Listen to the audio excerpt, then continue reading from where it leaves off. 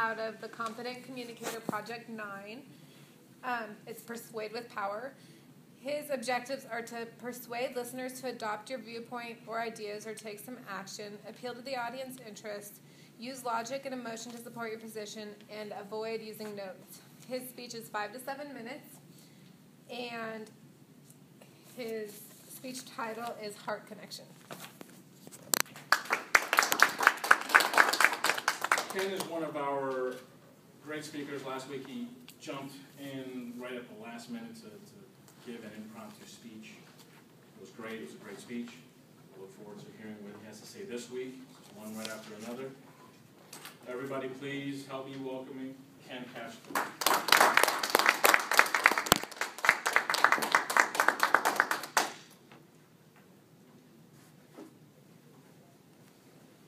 I was up late a couple of weeks ago with my son Ethan and my wife Diane on the couch talking to my son about why he did not want to go to science camp in May for 4 days with his dad.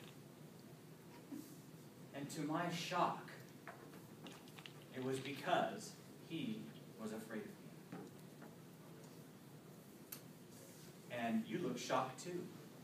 Why would your son be afraid of you? And I looked at my wife and we started to talk, and my son took my wife to the side and whispered in her ear, and it was a culmination, as he whispered into her ear, it was a culmination of many events that had happened about how I would reprimand or be angry when I would correct them, the children, especially Ethan as a boy.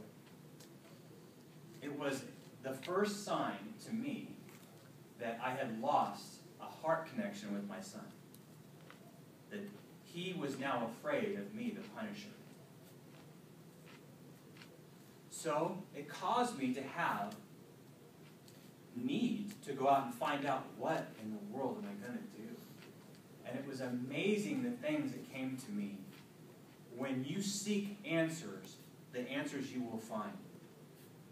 I mentioned last week that we went on a conference and we sought out some material to help us.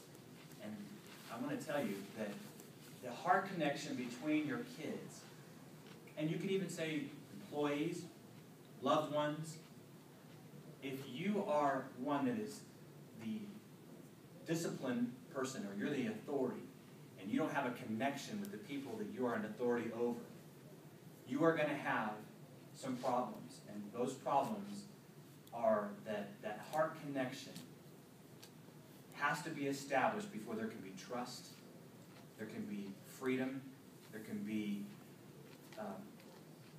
any kind of authority that's given and taken in a situation where my son now would never come to me with any kind of need that was really heartfelt, that he thought he was going to get hammered on. So what I'd like to do is talk to you about how having a heart connection with my son was one of the main things that I was looking for when I found out that he was afraid to go and spend 4 days with his dad up in the mountains at a retreat, a science camp retreat. You see, Ethan doesn't sleep well. And one night, especially when he's not in his own bed, but he doesn't sleep well at times in his own bed.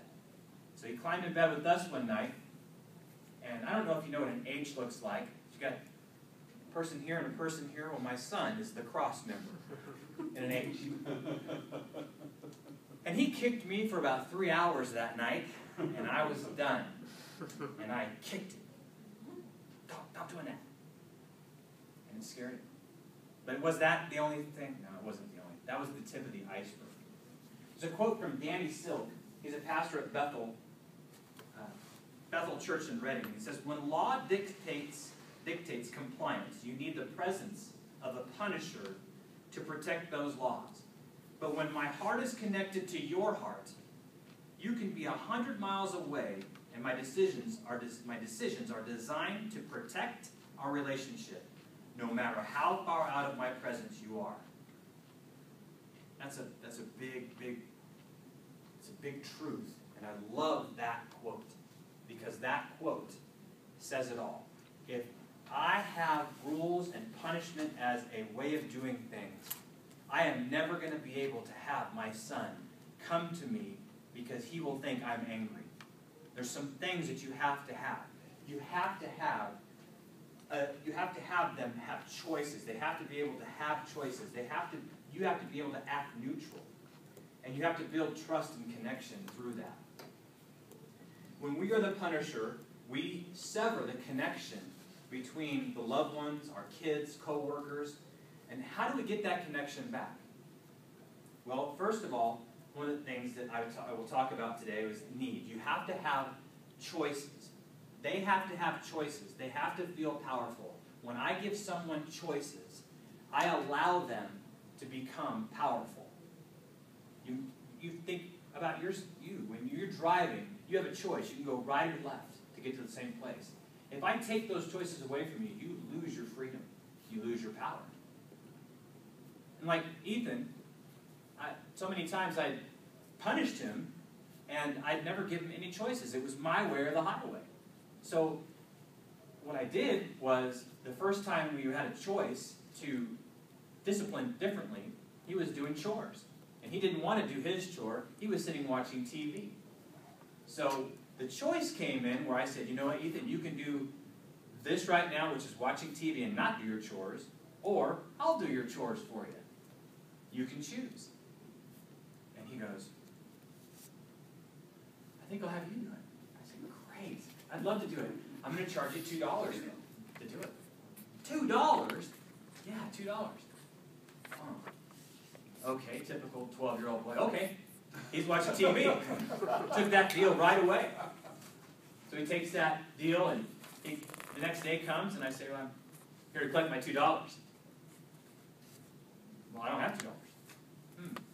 Well, guess what? You got a choice. You can either clean the garbage cans, or you can clean our bathroom.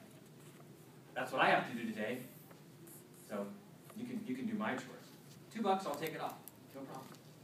What that did is that gave Ethan a choice again. Another choice. Was he upset? Yes.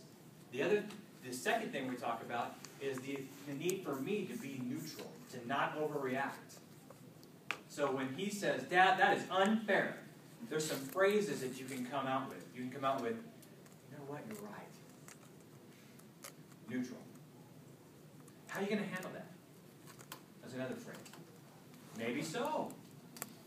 Totally neutral. It takes the edge off the person who's being neutral and not escalating anything. Because when I lose control, he loses control. When I lose my ability to choose and I want control, he also just follows in step with what I've done. And so it's a give and take. What that does is that allows him to have what everybody wants is freedom, and they want to feel powerful. There is no love in punishment. There's no love in fear. When they can make mistakes and they're not judged, they feel as though they're powerful. And they're still mad at me. They can still be mad at me, but they still come and they don't separate themselves. And I'd like to just close with this. If you can give your kids choices, and if you can not act in a manner that is more neutral, then you can also help your son and yourself to have more control over who you are, and they can have power, you can have power, and the heart connection is met.